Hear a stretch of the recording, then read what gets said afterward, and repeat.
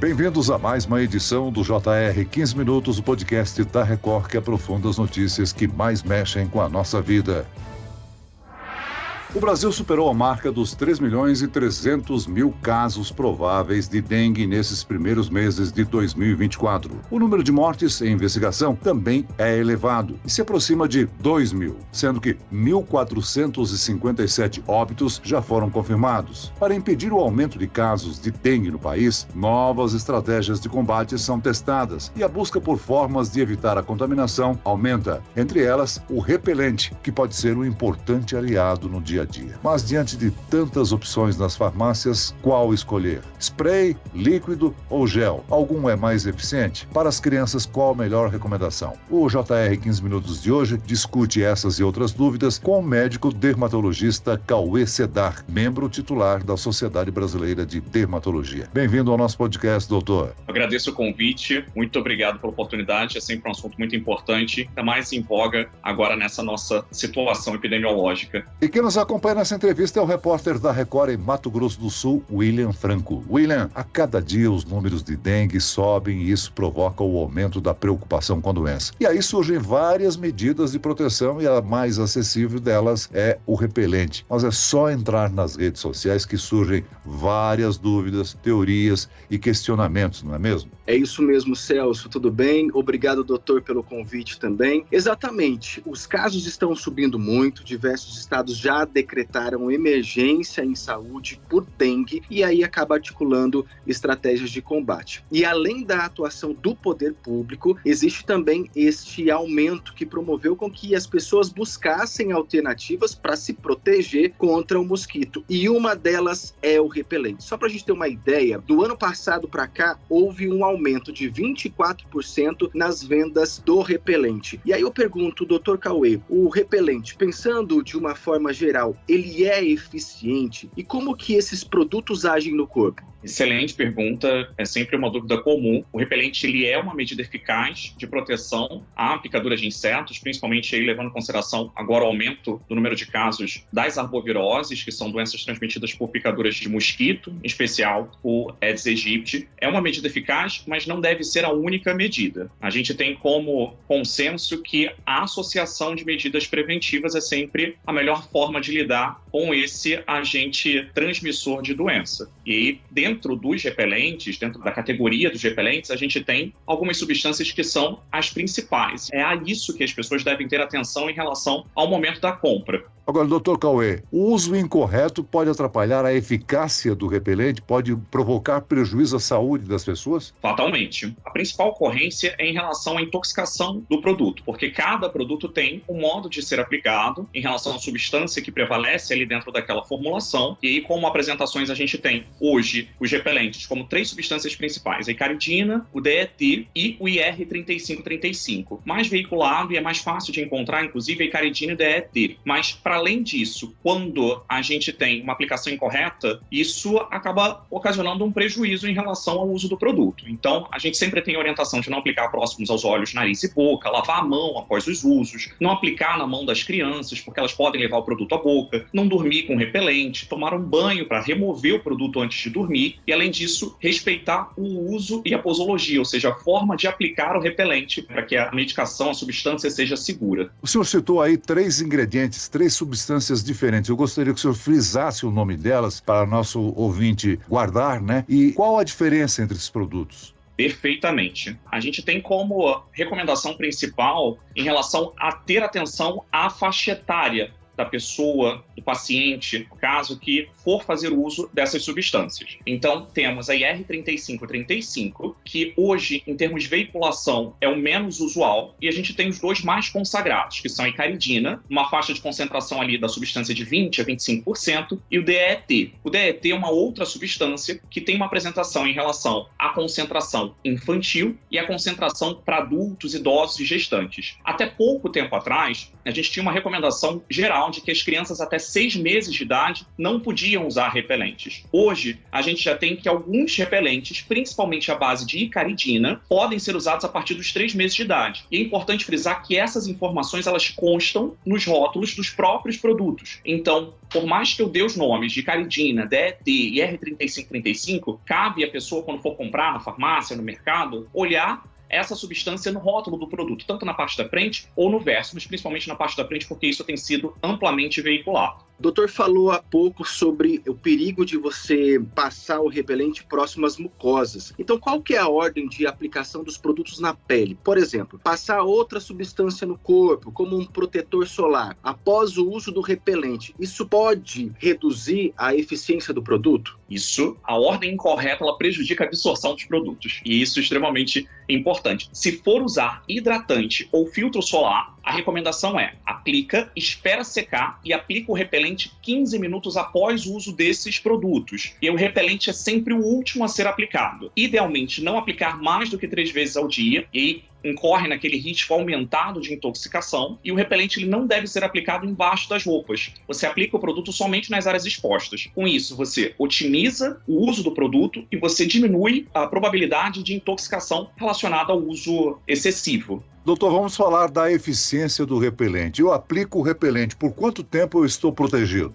Excelente pergunta. Isso depende da substância. E a forma geral que a gente orienta em relação a isso é: olha a composição e olha o modo de administração que vem descrito na embalagem. Mas, de uma forma geral, a gente tem que a icaridina, na concentração de 20 a 25%, que é o mais usual, tem uma duração de 10 horas de proteção. E se aplica até 2 vezes ao dia. O DET infantil, na concentração de 6 a 9%, tem uma duração algo em torno de 4 a 6 horas e também deve ser aplicado até 2 vezes ao dia. E o DET, na concentração de 10 a 15%, que seria a substância já numa apresentação para adultos e idosos, seria uma duração de 6 a 8 horas, e aí você pode aplicar até 3 vezes ao dia. Os infectologistas orientam que o mosquito ataca ou pela manhã ou pela parte da tarde, né? Se eu aplicar de manhã, estou protegido até a noite? Se aplicar de manhã, está protegido até a noite se não houver uma remoção mecânica do produto. Ou seja, se houver uma exposição solar intensiva, se o paciente, a pessoa, suar bastante, se houver a remoção mecânica, ou seja, aquele hábito que às vezes algumas pessoas têm de se esfregar e passar, levar a mão ao corpo, ou alguma condição de pele que prejudique a absorção ou a espalhabilidade do produto, você, se não tiver nenhuma dessas condições, você está protegido aí durante 10 horas, na principal substância hoje veiculada. Caso não, a gente não tem essa proteção garantida. Então, como uma forma de recomendação geral, principalmente em casos de exposição em ambientes que têm uma presença aumentada de mosquitos, a gente recomenda reaplicar o repelente na parte da tarde. Então, de manhã, fez a rotina, usou o hidratante, usou o protetor, esperou secar, aplica o repelente e aí segue a vida. À tarde, reaplica o repelente. E aí, se for objetivamente, como uma recomendação sempre dos dermatologistas, reaplicar o protetor solar, então você reaplica o protetor e reaplica o repelente 15 minutos após nas áreas expostas. Doutor, é o seguinte, diante da questão dos horários, a minha dúvida em relação ao tipo de pele, isso tem alguma influência na escolha da cosmética ou não?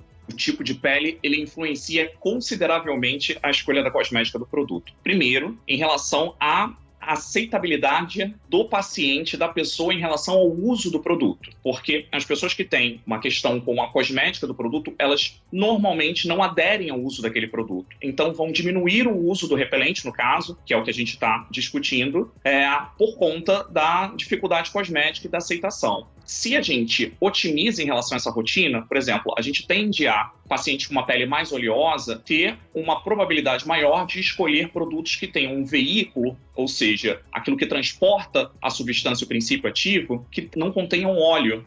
São veículos oil-free, como a gente diz habitualmente. Então, gel creme, spray, às vezes até loção, que não contenha óleo, para poder facilitar a aceitação e espalhabilidade do produto e a adequação ao tipo de pele do paciente. Então, isso a gente sempre acaba escolhendo em comum acordo com a pessoa quando for usar, para poder garantir que ela vá usar de acordo com a cosmética e de acordo com o princípio ativo. O doutor já falou em relação à questão da preocupação de passar próximo às mucosas. O que isso pode acontecer? Uma irritação ou até mesmo uma intoxicação? A intoxicação, ela é atrelada normalmente ao grau aumentado de produto em detrimento daquela pele ou da área de mucosa que foi exposta. Normalmente, o grau de intoxicação, ele demanda quantidades excessivas de produto e um uso incorreto em relação a isso. Quando a gente fala sobre não aplicar próximo dos olhos, nariz, boca, a gente fala muito sobre um processo de irritação local, porque isso pode gerar uma dermatite irritativa ou uma mucosite, que é um nome técnico para uma irritação da mucosa que acontece, às vezes, por conta daquele veículo químico ou físico que está sendo levado a um local que não deveria ter. Então, essa é a principal ocorrência em relação a esses produtos. Caso aconteça, isso pode acontecer, inclusive é algo que a gente reforça sobre não aplicar o produto nas mãos das crianças, porque as crianças comumente têm muito hábito de usar as mãos para tudo, inclusive levar aos olhos, boca e nariz. Lavar abundantemente, lavar assim, em grande quantidade com água corrente. Se tiver a possibilidade de água filtrada, ótimo. Se tiver a possibilidade de soro fisiológico gelado, ótimo. E caso a irritação permaneça, procurar o especialista daquela área. Se for os olhos, o oftalmologista. Se for a pele, por qualquer outra ocorrência, procurar o dermatologista. Agora, doutor Cauê, há diversas substâncias naturais para repelir insetos, né? Quais são as vantagens e desvantagens dos repelentes caseiros? Citronela, por exemplo, eles podem até ser mais acessíveis, mas têm limitações, né? A gente não tem nenhuma garantia em relação a esses repelentes caseiros, a essas formulações artesanais que são feitas. Quando nós recomendamos o uso de repelentes pautados nessas 3 substâncias, e principalmente na hecaridina e no DET, isso envolve amplo estudo científico sobre aquilo que efetivamente protege nas condições testadas e depois em grandes populações.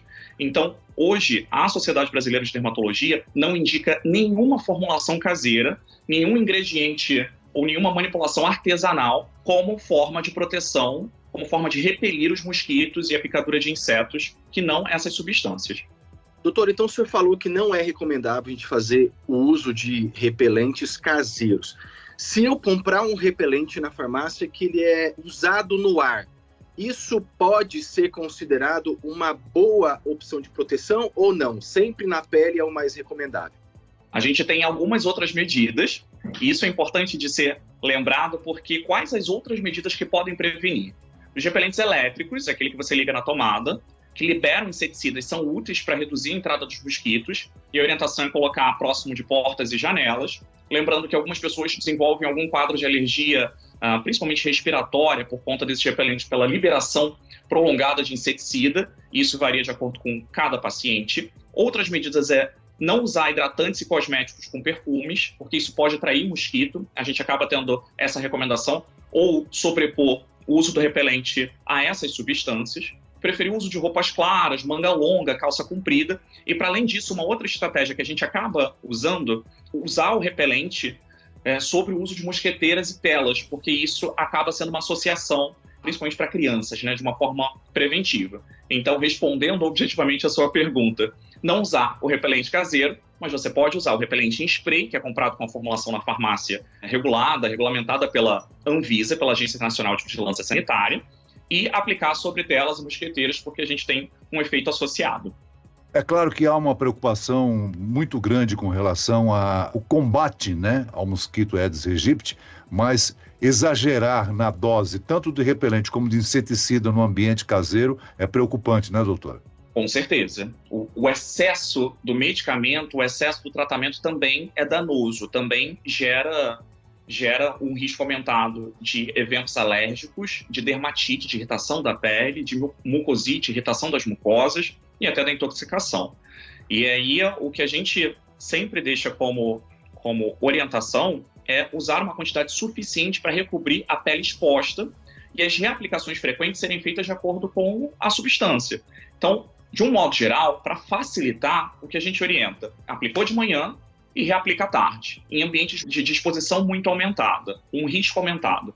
Caso não haja essa necessidade, aplica de manhã, principalmente a hecaridina, que a gente tem essa possibilidade de ser aplicado, tem uma duração de 10 horas, se for um repelente à base de hecaridina, e pronto, diminuindo a chance aí, a incorrência de intoxicação. Muito bem, o 15 Minutos de hoje termina aqui. Agradeço a participação e as informações do médico dermatologista e membro titular da Sociedade Brasileira de Dermatologia, Dr. Cauê Sedar. Muito obrigado, doutor. Eu que agradeço, sempre à disposição. E agradeço também a participação do repórter da Record em Mato Grosso do Sul, William Franco. Obrigado, William. Sou eu quem agradece, Celso. Até a próxima. Esse podcast contou com a produção de David Bezerra e dos estagiários Fernando Russo e Isabela Santos. Sonoplastia de Marcos Vinícius. Coordenação de conteúdo, Edivaldo Nunes e Deni Almeida. Direção editorial, Tiago Contreira. Vice-presidente de jornalismo, Antônio Guerreiro. Você pode acompanhar o JR 15 Minutos no portal r7.com, nas redes sociais do Jornal da Record e nas principais plataformas de streaming. Eu, Celso Freitas, te aguardo no próximo episódio. Até amanhã.